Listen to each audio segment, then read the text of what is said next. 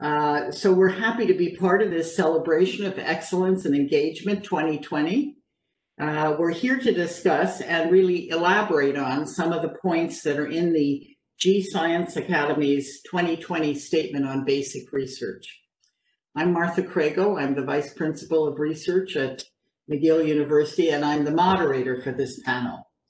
So let me go through a few housekeeping details. I think you have been muted as you came in.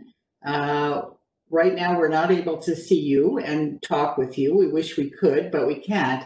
So we're going to encourage you to submit questions in the chat, and we'll be watching for them as they come in. So I have questions for the panelists to get us started, and they may have questions for each other, but we're really hoping that you'll ask questions as well and engage with us during this session. So it's my great pleasure to introduce three wonderful people who we're very fortunate to have with us today. The first person I'm going to introduce you to is Dr. Yuko Hyorama, who is the Executive Director of International Affairs at the government-affiliated, very famous Riken Institute in Japan, a research institute. Previously, she was an executive member for the Council of Science, Technology, and Innovation for the Japanese cabinet, and before that, the Deputy Director of Science, Technology, and Industry at the OECD. Dr. Hyorama is a professor in the Department of Management of Science and Technology in the Graduate School of Engineering at Tohoku University.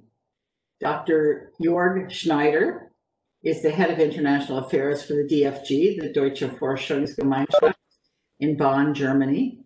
The DFG is Germany's largest funding organization and the central self-governing body of the German research community.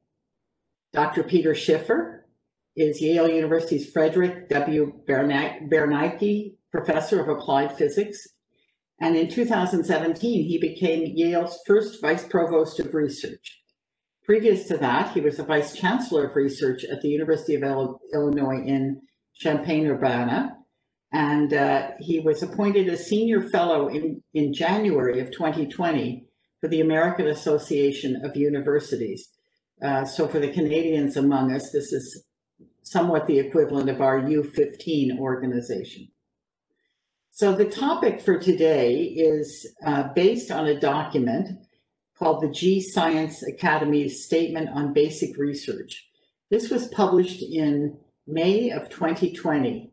So what I want to remind you about that date was, it was after we were aware we were in the pandemic, but my guess is the writing of this document preceded the pandemic.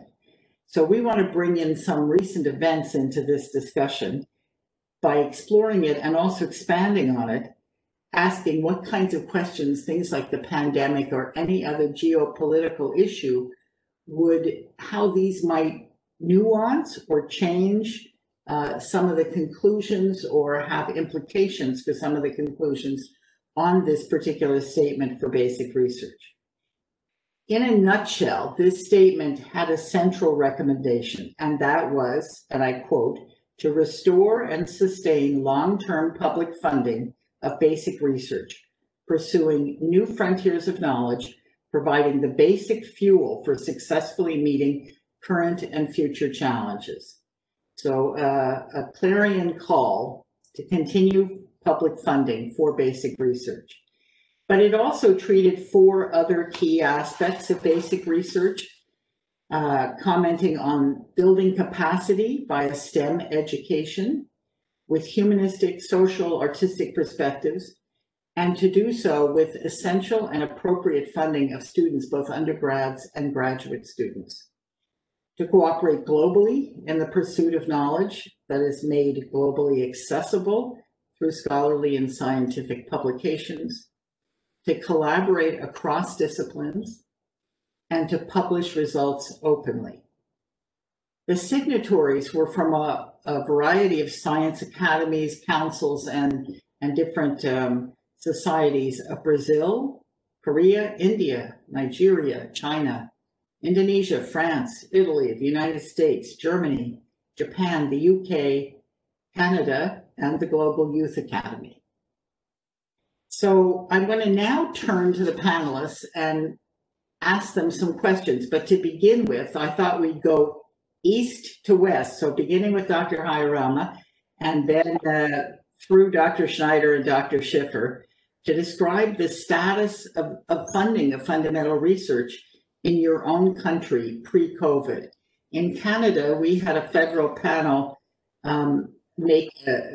present a document on funding of fundamental research, which led to an infusion of money in the 2018 budget, which was a 5-year window of increased funding for fundamental research. But we all eagerly await to see what will happen in the next budget related to research because of the expenditures that the government has had to make in the time of COVID. But can you tell us then in Japan how fundamental research is funded and what the kind of status of that funding is at this time? Thank you very much, Mr. And thank you for having me with all of you.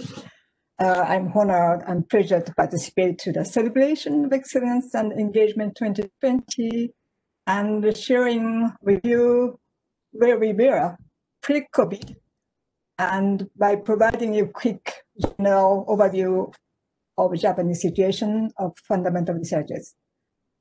In Japan, we have a devoted funding agency for funding the fundamental research. We call it Japan Society for the Promotion of Science, JSPS in short. Basically, it is funding system from bottom up, kind of granting aid for science research and covering all fields. It's a basis. And usually the budget is 140 billion yen. It was quite stable for the last 5-6 years.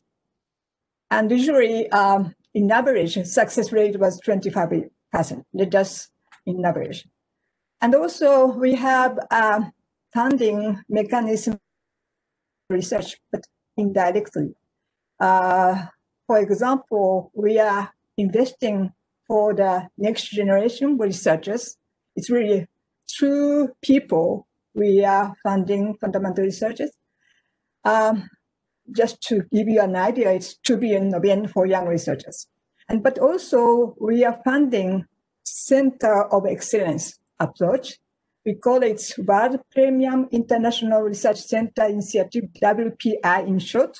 Through this identifying key center within Japanese national universities, giving them the way to recruit people around the world and basically connecting basic science with application. So it is a way to really fund fundamental researchers. Having said that, we are living before COVID-19 in a quite changing environment. It was quite challenging for the science community. One of them was we saw the decreasing block funding for national universities. As you know, mainly big parts of funding for national university went to the fundamental research. But today, with this decreased block funding, we do have less discretionary resources for fundamental research that we can allocate. It goes for salaries mainly and for operational costs. And also, additionally, we have some kind of wave of national university reform, putting emphasis on more KPI things and not really available, but conditionality in some sense to use for some purposes in terms of enforcing university governance and so on. So that means, again, less money for fundamental research within national universities. Also, I can mention we have more and more based on the competitive funding mechanism, more mission-oriented researchers. That means you have some kind of final goals set up by the governments or agencies in the way that you have less ability to propose on your ideas, and it is more weight for the application. That means a little bit less, again, for the fundamental research. And it is not an exception for Japan. We do have more and more pressure on economic and the social impact of researches.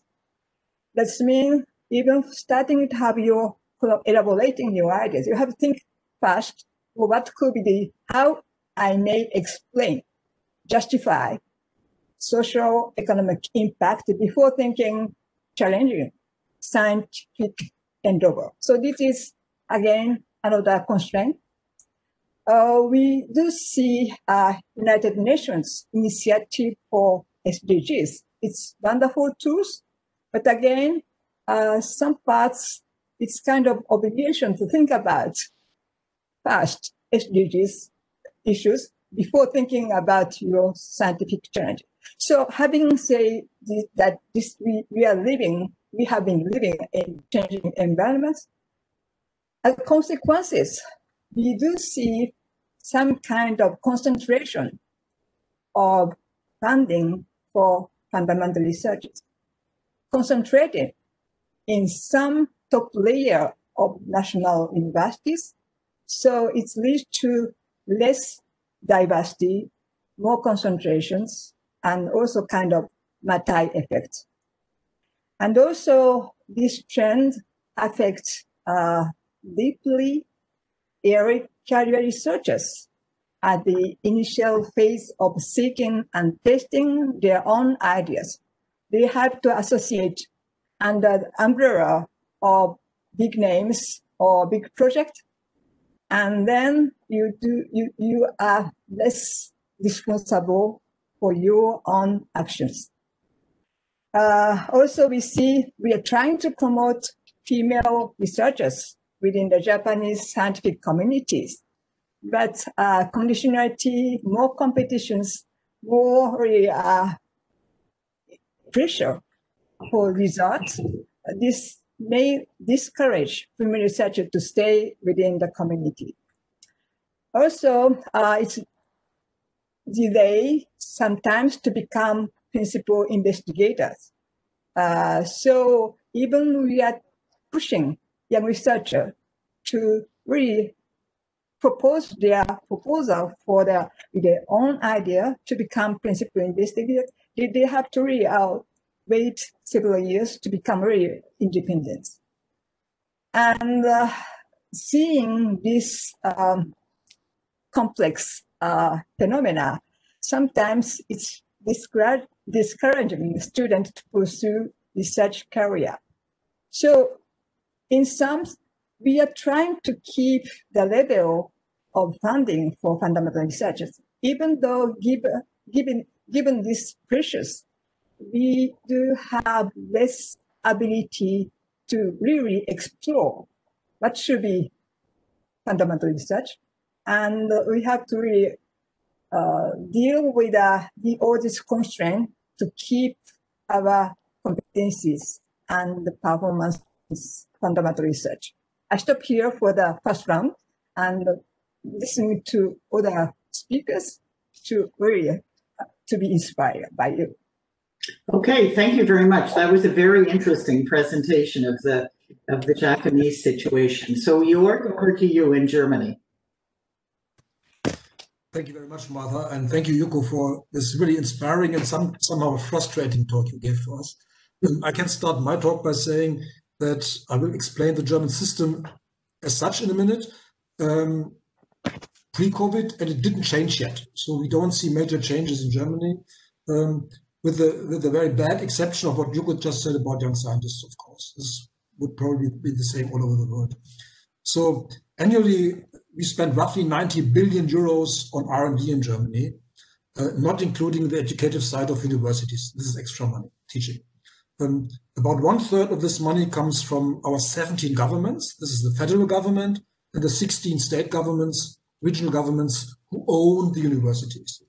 2/3 of the money comes from the private sector, which is extremely important for our German research output. Research is mainly carried out at our 108 universities and some of the 260 universities of applied sciences. So these are the major hubs for research, saying that complementary to the university system, we have, and all of them with specific missions, extra university institutions. You probably all have heard about Max Planck, Leibniz, Helmholtz, Fraunhofer. There are some smaller ones as well. The 17 governments provide basic funding for universities and institutions. And in their top-down, problem-oriented research programs, plenty of money for project funding. If you're talking about basic research, or maybe better say science-driven rather than problem-driven research, we don't want to distinguish too much about this between basic and applied. But what is the direction you are doing your research into? This is funded institutionally at universities. As in any other country, they also do applied, but also basic research. Then we have the Max Planck Society, which has a mission to do basic research, and other organizations to a lesser extent also have institutional funding for basic research. As far as project funding for basic research is concerned, especially for the universities, DFG exists. So we are kind of self-governing structure for the German publicly funded science, and the governments entrust us with money to fund basic research projects, 3.3 billion euros or 3.4 billion euros this year. As in Japan, we have programs dedicated to young researchers or to students. You might have heard about the Alexander von Humboldt Stiftung, Alexander von Humboldt Foundation, or the German Academic Exchange Service, DART. They are dedicated in a bottom-up way to support young people. Some 20 years ago, the 17 governments started with a so-called pact for research and innovation. This pact guarantees an annual budget increase for us, for the German Research Foundation, and the four major research organizations, Max Planck, Leibniz, Helmholtz, Fraunhofer, an annual guaranteed increase of 3%. During the first 10 years, it was 5%, but we also had it with 3%. And this has been fixed 2019 until 2030. So we have a guaranteed budget increase, we have planning security, and this means an increase for universities, but also for Max Planck, if you're talking about basic research. So at the moment, we don't see that our governments will change this policy. They know very well that we need all types of research, not only in Germany, be it industrially applied, be it blue sky, curiosity-driven, basic research for our future. So I think this is my starting point here. Thank you. Good, thank you. What a nice long runway of 10 or 11 years of guaranteed increases in funding. I think we often look at Germany with envy from Canada, seeing that kind of economic guarantee. So, Peter Schiffer, do you want to tell us about the situation in the United States? Yeah, thank you, Martha, and thank you and the organizers for giving me the opportunity to participate. Very, very interesting and important topic. So the status of funding for fundamental research in the U.S. For the last several years has been pretty good. The situation in the U.S. is a little bit more diverse in terms of sources of funding. I think the federal agencies, NIH, Department of Defense, National Science Foundation, the Department of Energy, and many others all fund fundamental research at different levels with different systems and different foci. So there's maybe a less simple, coherent picture with which to view government funding, but then quite a bit of funding, of course, comes from industry and from nonprofits. And within the university sector, there's been a trend toward universities providing a larger and larger share of the support for research funding. And that, of course, leans toward the fundamental basic research. The overall trend for government funding, and government does provide the largest share, has been a steady increase over the last few decades. There was a sharp temporary increase with the last recession, sort of back in 2008, 2009, and then there were a few years when things didn't increase so much after that. But over the last few years, in the current administration, funding for research has actually gone up across all the federal agencies. We've had tremendous bipartisan support from Congress for the federal funding agencies. The support for fundamental research has been increasing, which is great to see. And this just follows a long trend that started actually at the end of the Second World War with the report that came out from Vannevar Bush about the endless frontier that really laid the groundwork for the American government investing in fundamental research and all the rewards that come out of it. And there's just broad acknowledgement of the rewards that fundamental research gives to society and to the economy. Those are actually going to be celebrated. There's something called the Golden Goose Awards for research findings that turn out to be important, even though they were very fundamental research, and that award is going to be given next week if anybody's interested in looking it up on the web. I will say that, of course, the last several months have been challenging. I know we'll talk about that. But even before then, there were challenges, as the other two speakers mentioned, particularly for younger researchers getting started in their careers and researchers who are traditionally underrepresented in the research ecosystem. The agencies are all working to address those, but these are difficult problems, and we do have a ways to go. Good. Okay. Thank you very much. One question I had before we move on, Peter, one of the striking things in what Jörg said, and this could be true for you, Yuko, as well, is the amount of funding by the business sector to research in Germany. This has always been something that I've kept my eye on, because this is a sector that has been particularly low in funding research in Canada. So in the United States, is the business sector a major contributor to the funding of research? It is.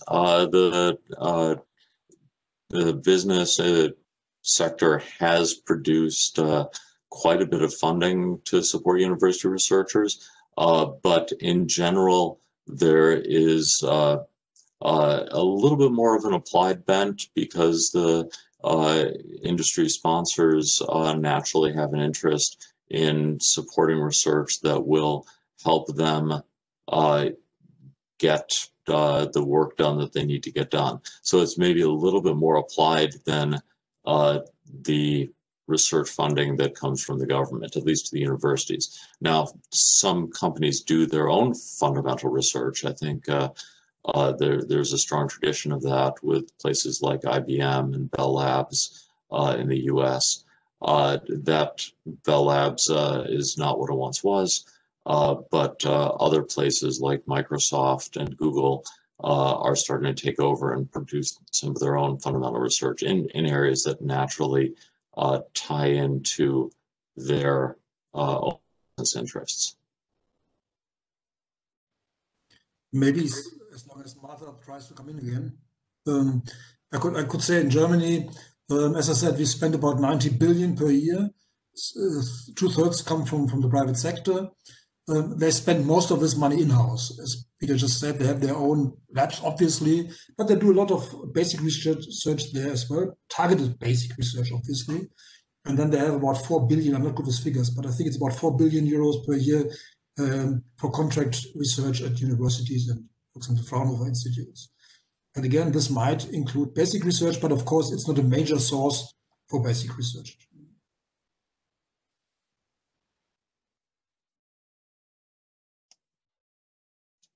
And we seem to have lost Martha's connection. So I know that she had sent us a few questions in advance.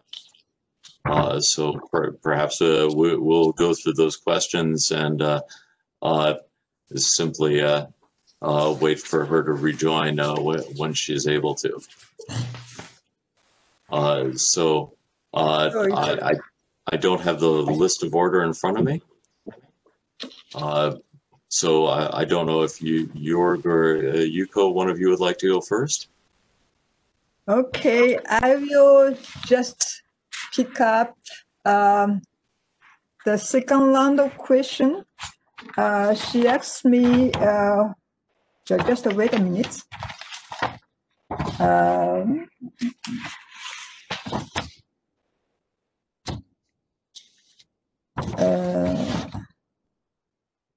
International, yes. How was COVID enhanced or interference with international collaboration? So I will take these questions.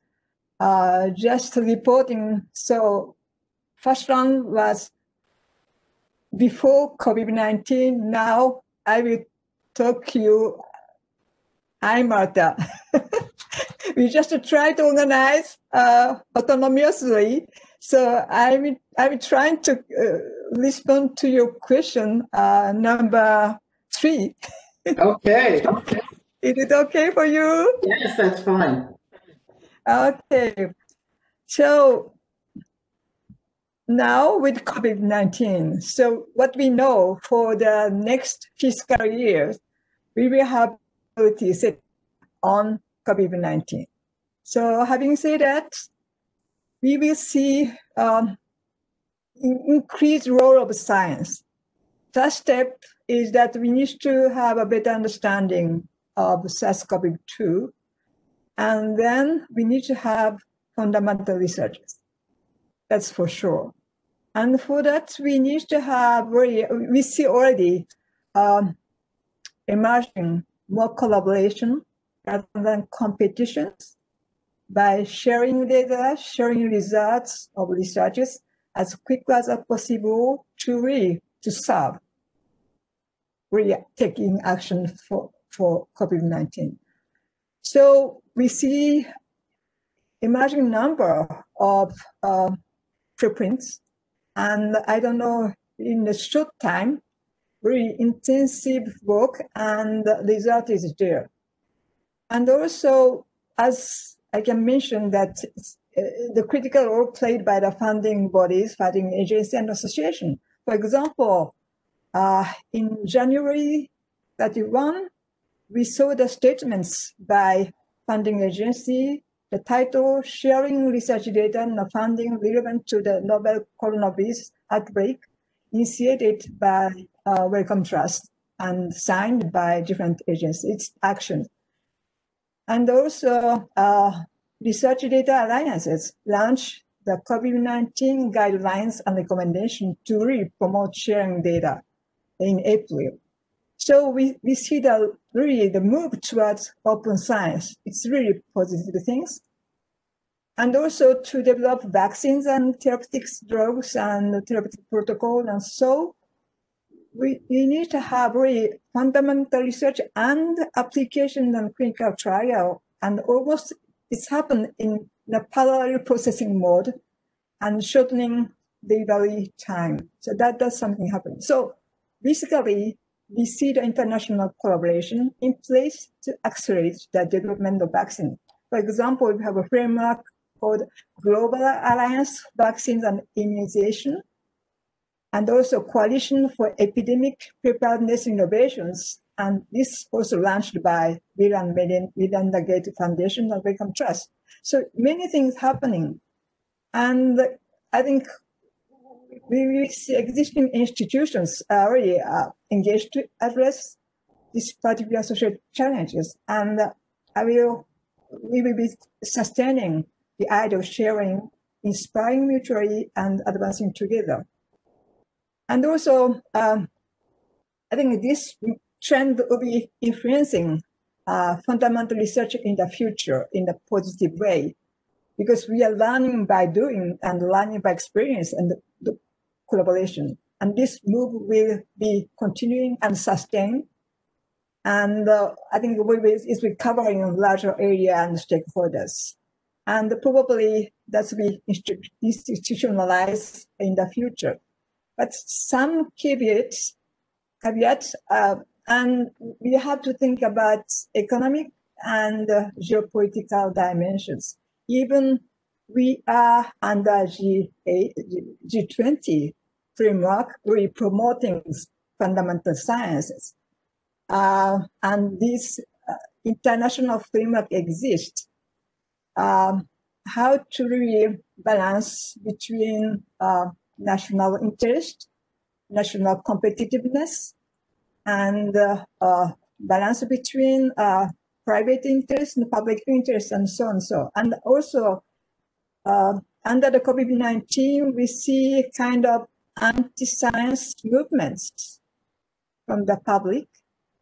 And what we observe is some kind of contradictory movements, because on one side, we see general public asking more scientific evidences to understand better.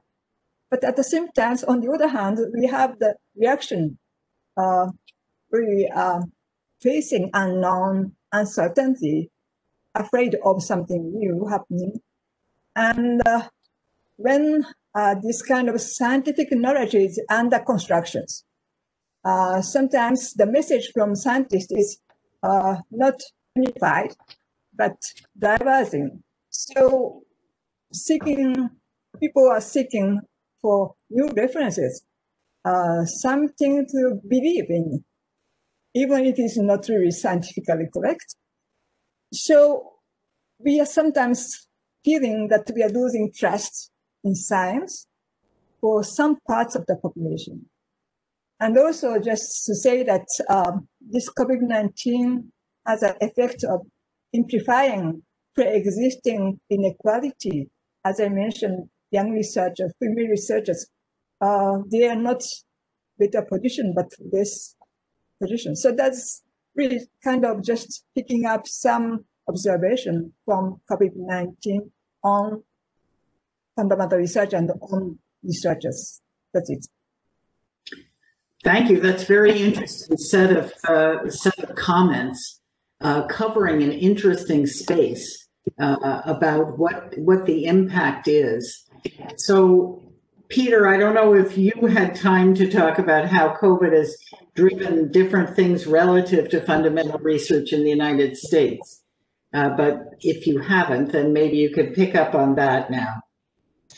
Yeah, so Yuko's comments I think are generally applicable to the a lot of things that have happened in other countries, certainly in the United States. The flow of scientific information has been complex as we sort out exactly what has been going on.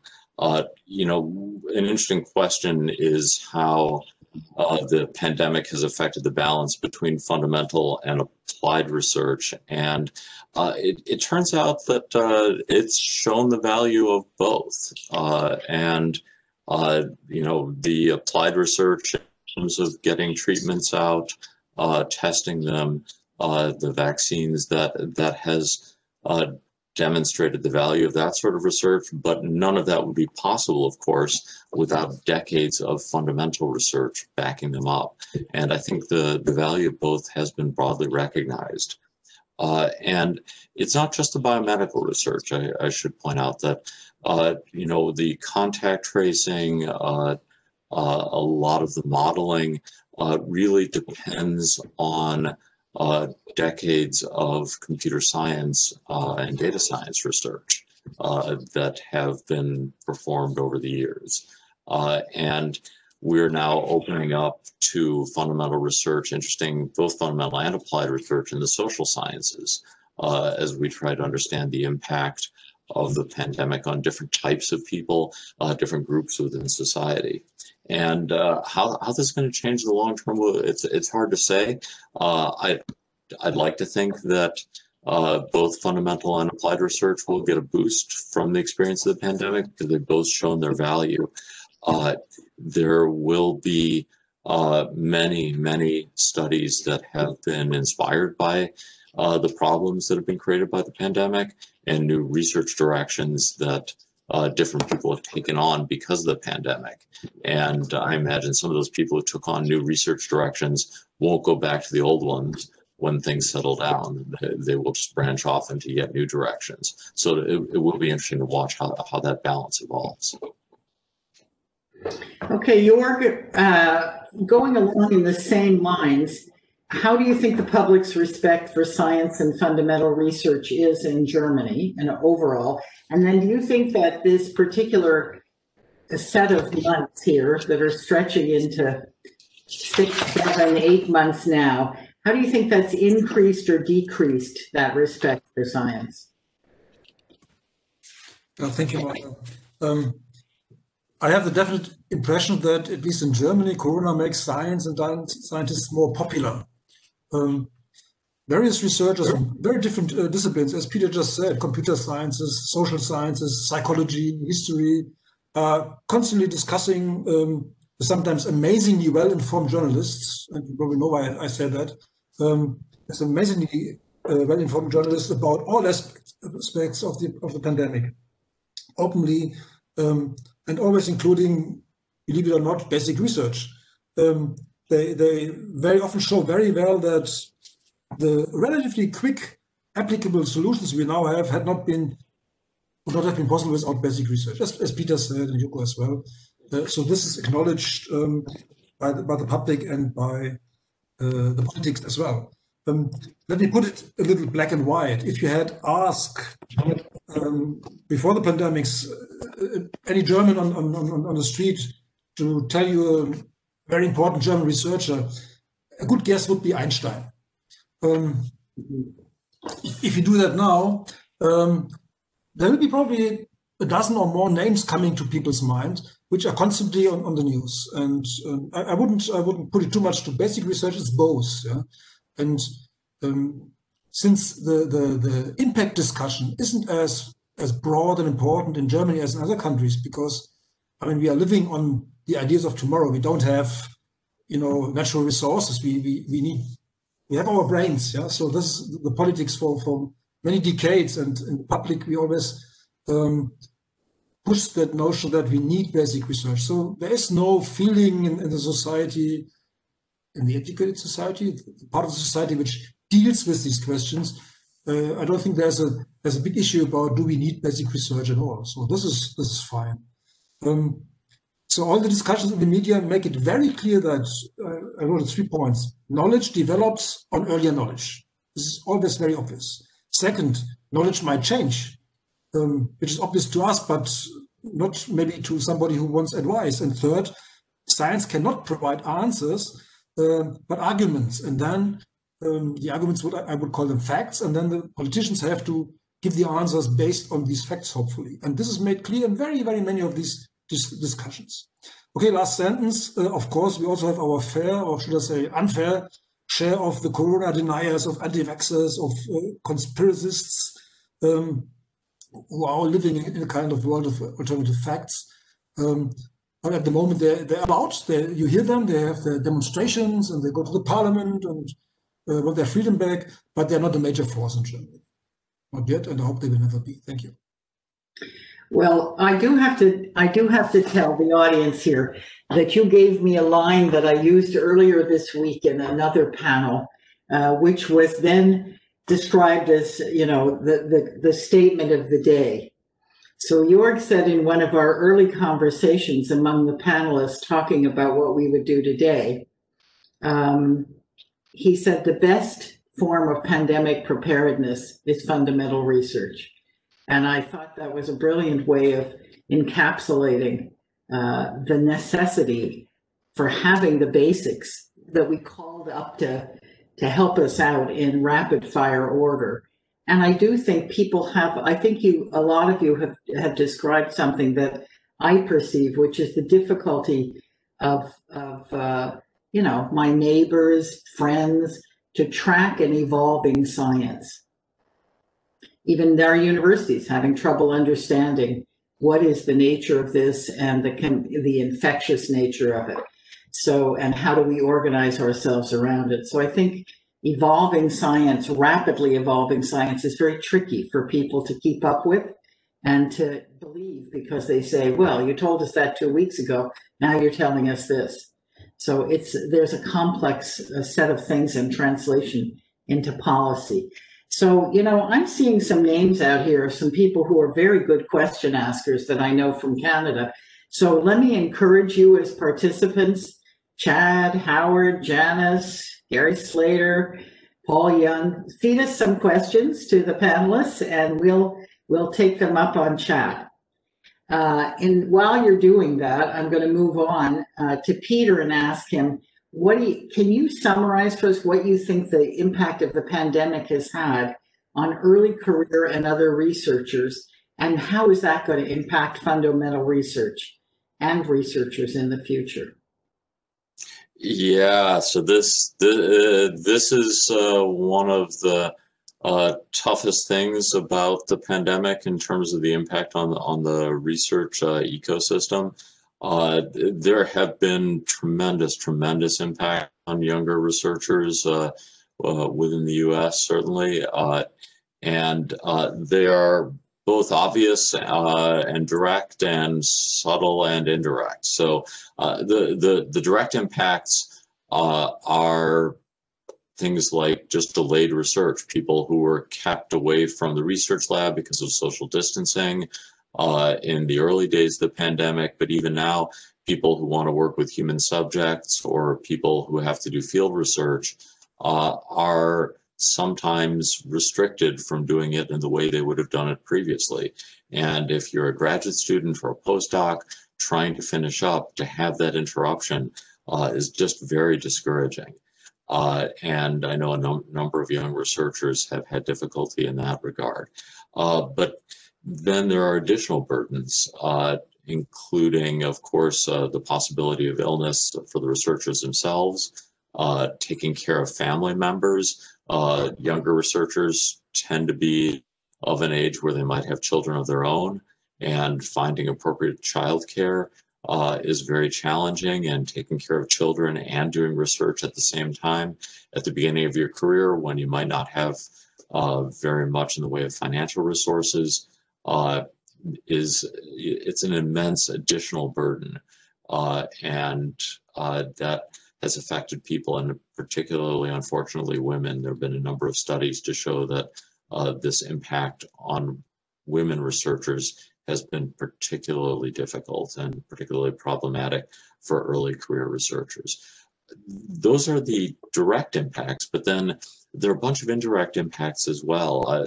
Being a postdoc or a graduate student is hard at any time. I mean, the expectations are for a lot of work, and usually at not such very high salary, and there's a lot of uncertainty.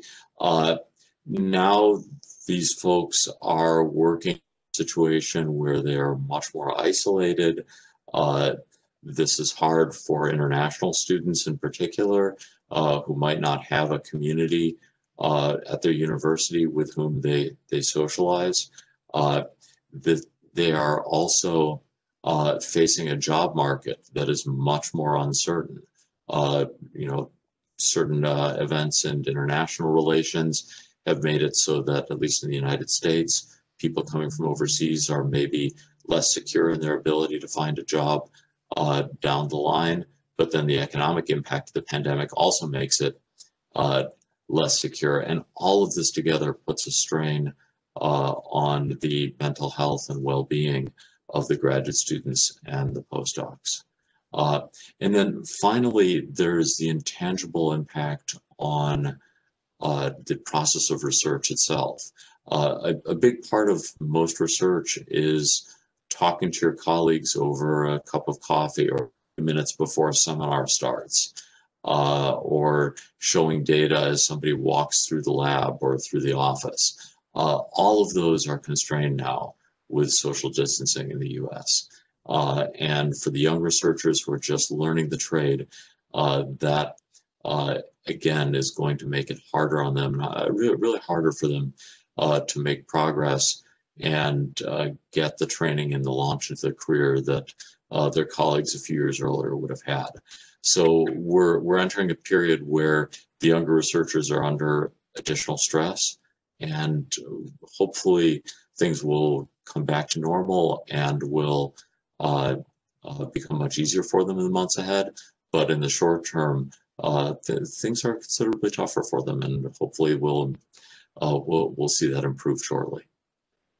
So, Peter, there's a question that just came in on the chat, and I think it's connected to the kind of thing you've been talking about. So, Gary Slater has asked, fundamental research often depends on the presence of international graduate students and postdocs. Is the pandemic affecting this aspect of research, and how would we recover from this collateral damage? Oh, that is a great question. So in the United States, we are fortunate over many years to have benefited from a large number of international students and postdocs who come to work in our universities and other research institutions. And travel internationally has just gotten harder. There are many more restrictions on postdocs and graduate students traveling for the health reasons, and those have decreased the numbers of international young scholars who have come to work with us.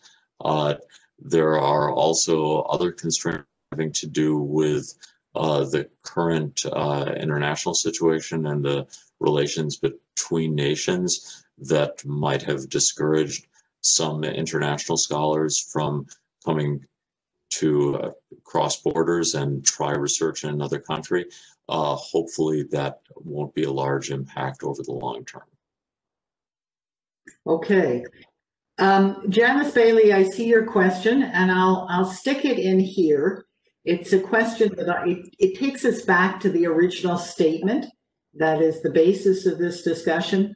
And she's put it in a context of pandemic as well.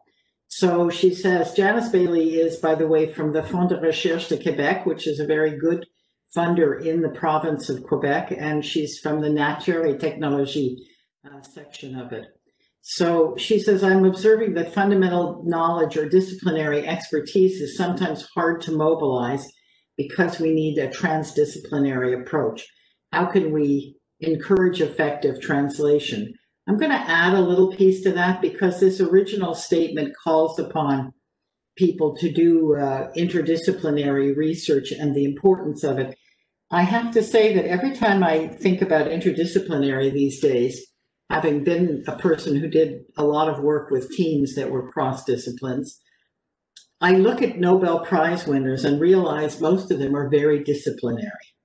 And that is a prize that is given often for, mostly for fundamental research. So one is the question of how key is transdisciplinary, and the other is how do you mobilize that in a COVID time to get people talking across what I call the emics and the omics, so the genomics, and then the people who are looking at the systemic and a more social determinants of health aspects of what's going on in the COVID pandemic.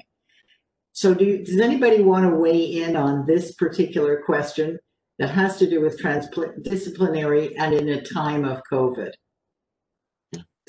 Yeah. Ward, do you want to say something?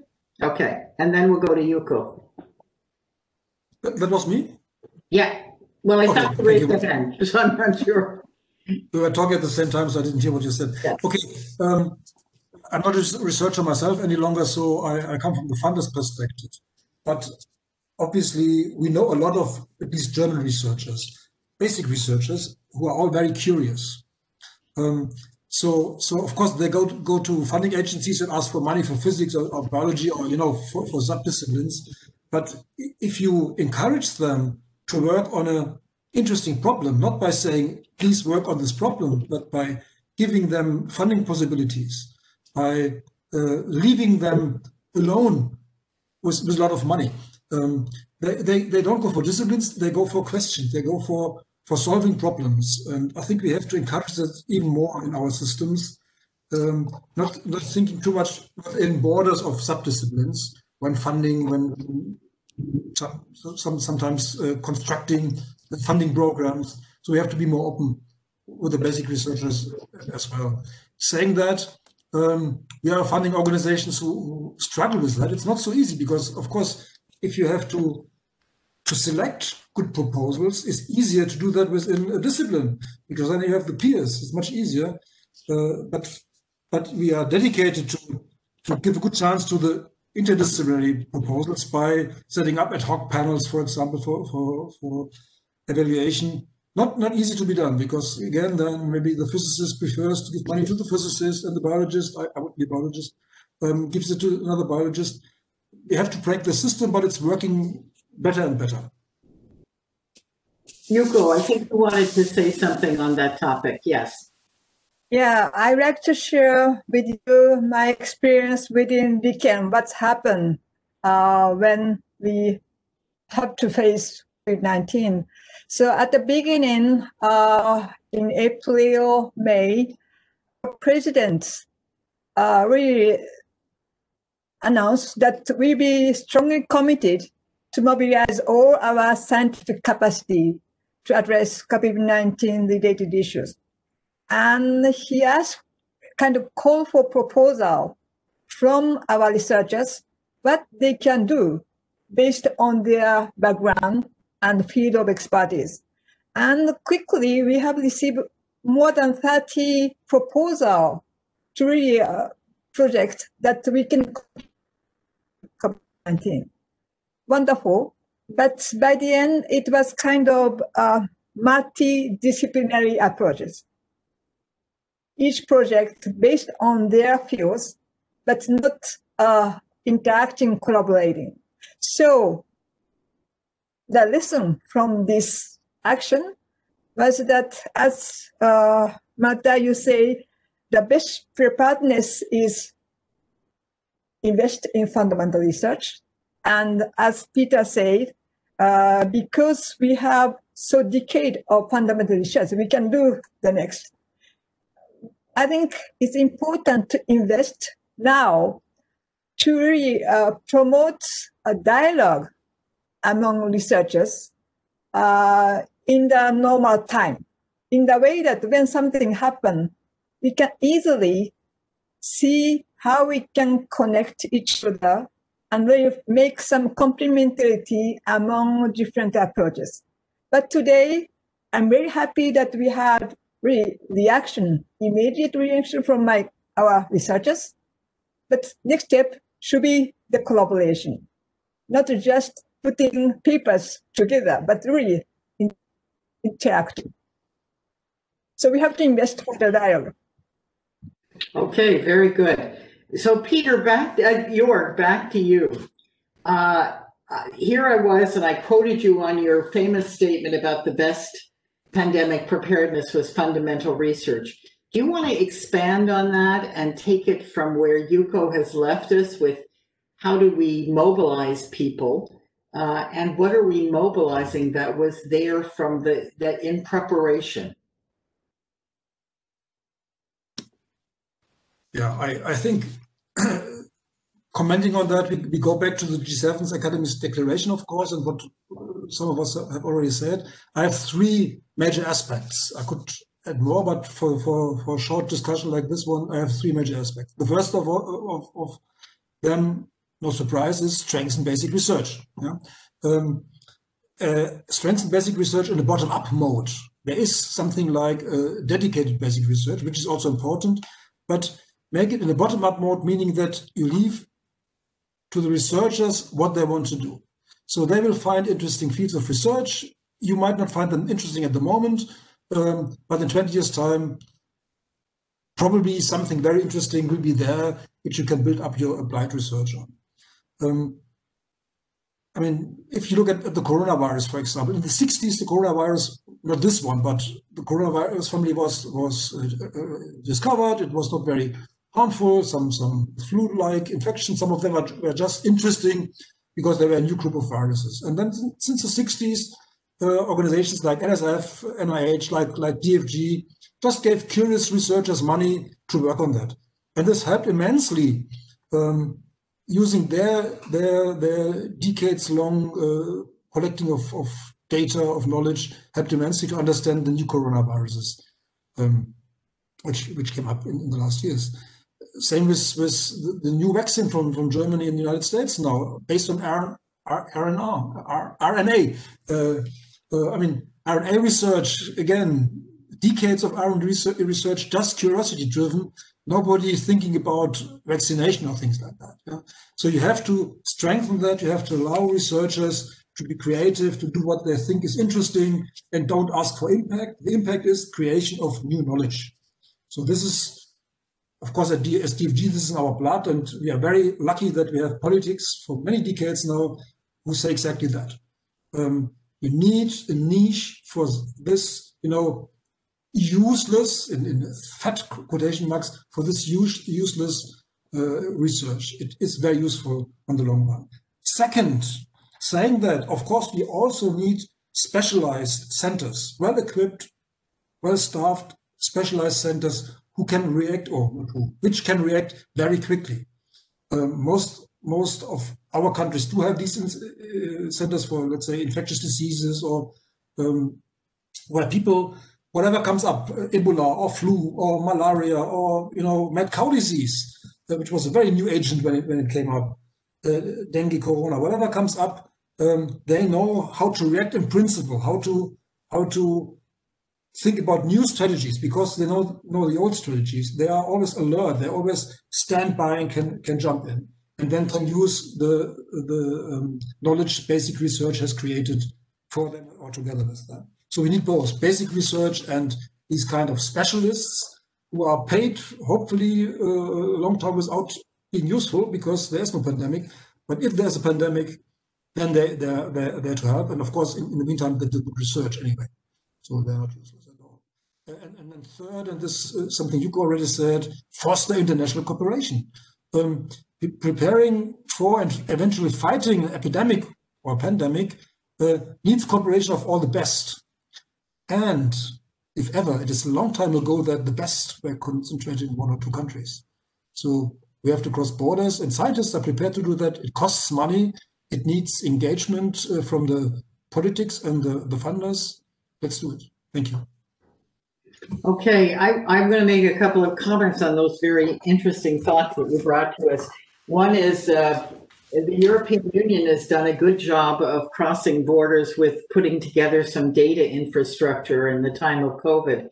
But I am really struck by the fact that there's not a lot of international money in Canada right now to join in on some of the data that is being collected internationally on this disease, and yet it's a global disease. And at a very moment when we have a global calling on us, we don't have the resources that are allowing us to hook our data infrastructure all together.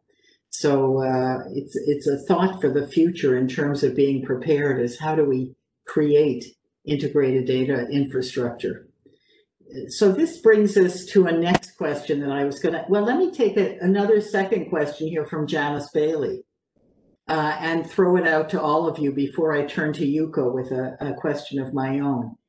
So Janice has written, the conspiracy theorists seem to have huge followers. How can or should research institutions or funding agencies counteract such false information that streams out to the public?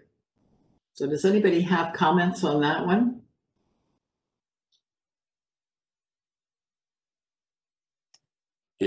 Yeah, I mean, I'll start. It's a great question, and really hard, because research institutions, by and large, if they come out with strong statements, they might be seen as suppressing discussion. So it's a difficult question. I think probably the best institutional approach is to enable the faculty at the university and the other researchers to express well-informed and research-informed, evidence-informed opinions, so that the conspiracy theorists are confronted with other ideas, and the general public has the opportunity to see both the expert research-informed opinions and other opinions, so that they have the opportunity to compare and contrast and decide what makes the most sense. Anybody else, Yuko or Jorg? Do you want to speak to that? So we'll go first to Jorg and then Yuko to you. Jorg? I would have said ladies first, but it's an amazing problem. It's an amazing problem because these people they don't want to listen to facts. I mean, they make their alternative facts. They are within their own social networks where they don't read anything else but their own hypothesis. It's not a theory; it's a hypothesis because it's not proven and it cannot be proven. So, yes, Peter is right. Of course, we have to make the scientists able to react somehow, but I think we really have to spread knowledge very, very broadly amongst the public, because if there's a possibility of changing some of their minds, it's only because friends are talking to them and not giving arguments like the scientists have said, but trying to confront them with the most stupid things they are believing and helping them to think about that.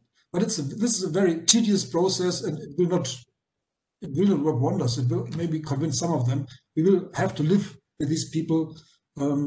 We have to make sure that it doesn't spread. But there will always be a certain number of people who want to believe in their own conspiracy. So public engagement, scientists have to bring in knowledge into the society, have to go to discussion rounds, not to convince these people, but to convince their friends and then hope for a better world. Yes. Okay, Yuko. A little bit in line with yoga. When you are facing some unknown you never experienced before, you want to have something to believe. And it's beyond your rationality or science. You don't care. I want to be sure that something is right. And in power, we have so many information. We are connected, and we are very living around, surrounded by huge amount of information if you compare 20 years ago. And then you try to capture what you feel comfortable with. And then it's kind of manipulation in some sense. And that's the phenomena. And once you have your input, it's almost impossible to change your mind.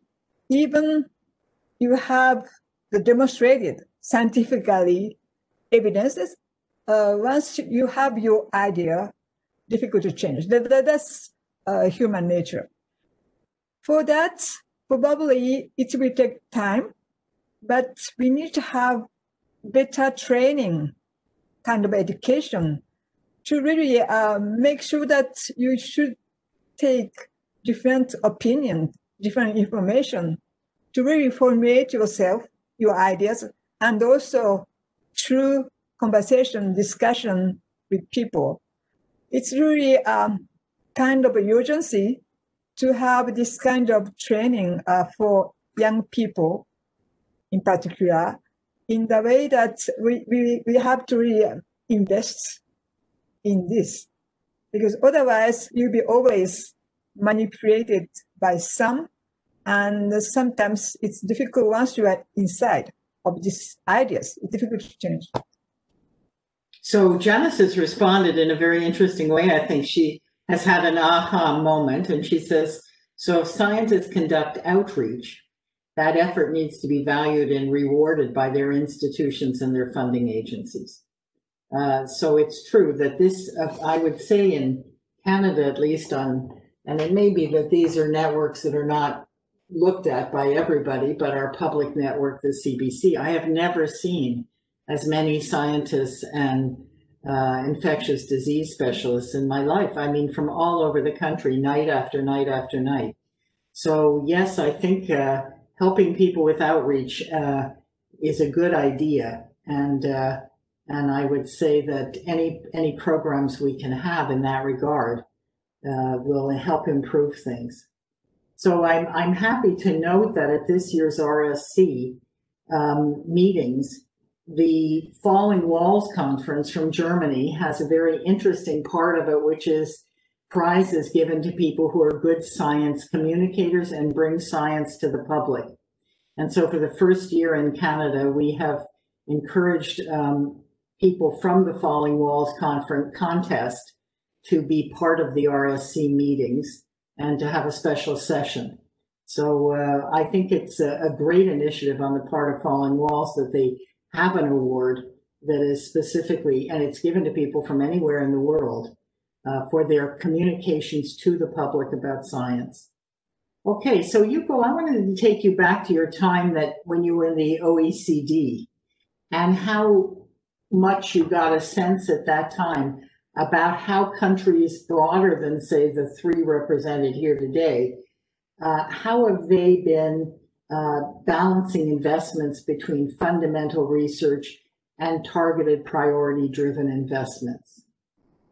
And do you think that this is going to change, or do you think that it's always some combination? So do you have a perspective that can widen this beyond our three countries? Or four, including me, I guess. I think to answer your question,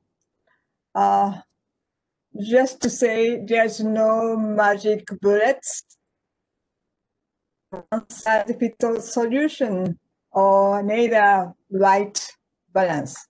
The way is that we need both, and probably not only fundamental basic research and target priority-driven investments, but other investing researchers, and so many approaches. And the way will be to have portfolio management thinking, not just focusing on one side, but really to be able to handle difference in the right way. Because it is context dependence, and because, for example, it's depend on the situation today, but you have to foresee for the future, next coming years.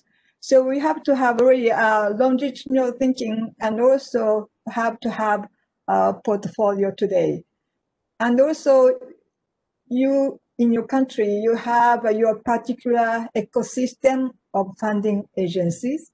And also more and more we have private sectors agent coming in, and philanthropy, and its diversification. And that's the really evolving situation. And that's good, because more option, better for researchers and so. But if it is possible to have interactions among funding agency or funding key bodies, that's really better. And also, we have to go beyond this dichotomic thinking in the way that one is not outside the other, because we may have in both directions, even targeted priority-driven investment, you have to have some components to go to the basics, and vice versa. And if you're fundamental research working on, but in some sense, when you are achieving some phases, you may have new ideas coming from your basic research, but probably it may be useful for some target. So we have to have more this flexibility to make sure that people and the idea may go through between, and so that's, and then kind of attitude will be what is important to think about. Is necessary to go back to the basics. For example, what is the role of government funding? Government is not alone on this ecosystem of funding mechanism. And what should be the raison d'etre of government's fund? Because nowadays, even private company, some are investing in the various fundamental researches. And then how we can complement with the area, how to supplement but it's not covered by private sector. So it's something that we can think about that. And most importantly, I will suggest to preserve interaction among researchers. That's a key to really make sure that $1 invest could be much multiplier effect through people. And because exchanges is a source of new ideas, both for fundamental research and the new target. And also something that I will suggest is that we have to really be innovative in a way to creating new tools for funding. Because we have classical, traditional funding mechanism here. It's operational today, but also we have to have new way, for example, to attract young students to become researchers. We have to provide them opportunity to test their ideas. So you need to really provide to them small amount of money, but to many of them. And that could be different way of selecting proposal. So new thinking. And that's why we need to think about the investment for the future, but in particular through people. So there's no unique, very easy to answer, but it raises more questions probably. But fundamental is that we have to pursue in the direction of advancing science, but also really having a really larger coverage, not only in terms of science for science, but science for society and science for many things. Very interesting. Thank you. I think that helps to give a wider perspective to things. There's something I've been toying with here during the discussion. So Peter Schiffer mentioned Vannevar Bush and this endless frontier that he wrote. And it seemed to me that since World War II, a lot of the ways we have used to fund science have been all ground up. You put a contest out, you see who applies. There's been a few attempts in Canada to structure some priority areas. We had a Science Technology Innovation Council that would specify some priority areas. I've seen documents come out of the UK, out of France, and some other countries that say, these are what we think are our really good strength areas of our nation based on fundamental science, and we want to push those forward. Or there are recent discussions about quantum computing, and you can see that the UK has a quantum strategy. So how do you, I mean, I think we've all talked about bits and pieces of this, but how do you balance this? A country decides, we are really good in this, we're going to become known for that. We have the same issues in universities. How do we prioritize and strategically push certain areas forward? So can you want to make comments on this? You just you put the money out and you let the flowers grow, as opposed to saying, let's really focus in on certain things that are either where we think things are going or where we're playing into our big strength areas. Anybody want to hop in on that? Okay, Jörg. If I may dare, coming from a funding agency, of course, it's not an easy question, and the answer is even more difficult. I see that Germany as a rather big country, a successful country. Of course, we define priority areas. So our government has funding programs. Everybody has, like for medical care also, but also innovation strategies, a high-tech strategy, artificial intelligence strategy. So the government in Germany has advisory bodies who, as you just said, Martha, where are the strengths, but even more important, where are the needs? for the country. Maybe if you just look for the strengths, you will never do the right thing because you are too weak to do the right thing. And if you only look for your strengths, you don't do it. So I think a good analysis from time to time, and this should not be every 20 years, but every other year maybe, good analysis was what a society needs from research. Of course, a good analysis, what do we have? Whom do we have? How are our structures to solve these problems? I think this is a very important approach. Of course, you cannot. I was an advisor to a very small African country one of these days, and they had a wonderful plan for doing, producing vaccines based on antibodies, for example. This is something which in these days could be done by very, very few good companies or high-tech research institutions in the Western world. This small African country would have used all its budget and would probably never have succeeded. So you have to adjust your aims, of course, according to your possibilities. But our countries, bigger countries, richer countries, I think they can analyze what they need, where they have to foster their possibilities, where they have to invest. And never forget that all these applied or problem-solving research needs basic research. So it has to give a good part of the money into this, what we already said, bottom-up research. And one aspect which is very often forgotten, even if you concentrate on applied research, you need to educate young researchers, and you cannot educate young researchers by giving them lectures on, quantum computers only. You need to teach them basic physics and maths and maybe material sciences. And if you want to teach them the right way, you need researchers who know all that from their own work. So it's a vicious circle, or a diving circle, I don't know, where it all fits together. And I can only hope for wise governments who do it like this, as at the moment we have it in Germany. I think I'm very, very grateful for that.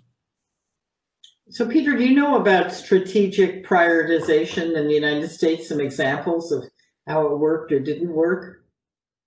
As you said, the prioritization is done at every level of organization. So it's done at the national level, it's done within agencies, and it's done within universities where difficult choices have to be made.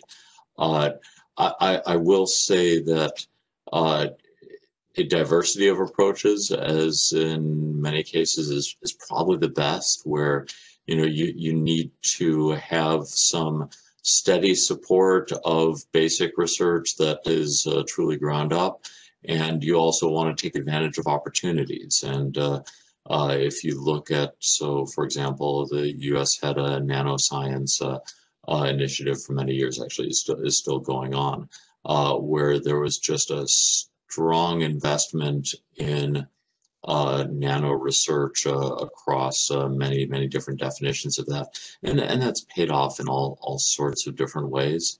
One area that I do think gets overlooked both by government and by universities is making sure to pay for infrastructure and to refresh infrastructure. When a research lab is set up by a newly hired faculty member, that person will install the equipment, and they will install the state-of-the-art equipment. A faculty member's career is hopefully measured in decades. The equipment that was installed at the beginning will not be current 10 or 20 years down the line.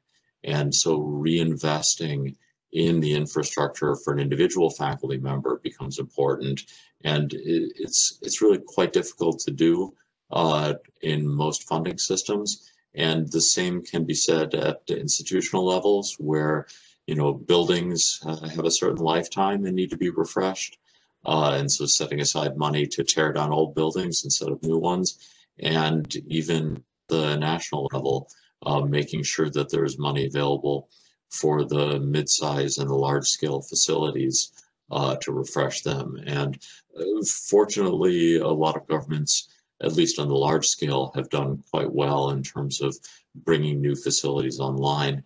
The mid-scale infrastructure and the small-scale infrastructure at the individual PI level, that's harder to prioritize and harder to make sure that there's money available for it. But it is really important to keep that funded to enable the great breakthroughs that are unexpected. Yeah, I think that's very well said. And the importance of infrastructure, and I'm going to go back to what I said in terms of a time of pandemic, data as infrastructure and the infrastructure for data is becoming increasingly important as we move into very data science-driven areas of work. Okay, we have the last kind of 8 minutes here. Any last comments from the three of you? Yeah, Yuko and then Jörg. Just coming back on the strategic priority. Because you will formulate your strategic priority based on some informations. You are looking after other countries, and you are just looking after your strength in your country and what's missing. So and so. It's based on the existing information. And you may choose right strategy, but you are not equipped to really challenge some unexpected. And that will be missing piece in science, because you have to discover something new, and something new trend will be usually out of the strategic priority. So you have to have, again, portfolio management. You have priority, but don't lose your parts to really address something unexpected.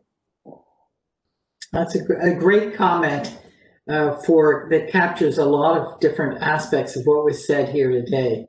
Anybody else? Last comments here in our last 5 minutes? Jörg. Yes, I would like to come back to what Yuko said earlier on, saying interaction between researchers has to be fostered. And I'm head of International for Funding Agency, and I'm suffering, or our organization is suffering from a very strange trend or habit of other funding agencies. Very often they are not able to offer synchronized money for their researchers when they want to work together with Germans, without having special calls, without having special additional money. International cooperation doesn't have to cost extra money. If you just synchronize your national programs so that people get the money in a synchronized way, it's not, okay, it's a little bit more money for traveling, of course, but otherwise it's not more expensive. And I'm really suffering for years to discuss with other organizations, why don't we try to synchronize our doings, at least in a small program. So it's for some reason, it very often does not work. It works with some of them, no question about that. But if we all could, we are not a power group today, I know, but if we all could spread the news that international cooperation doesn't cost extra money if the funding agencies do it the right way, this would help a lot. Thank you. Good. I think that's a great point. Peter, do you have last words?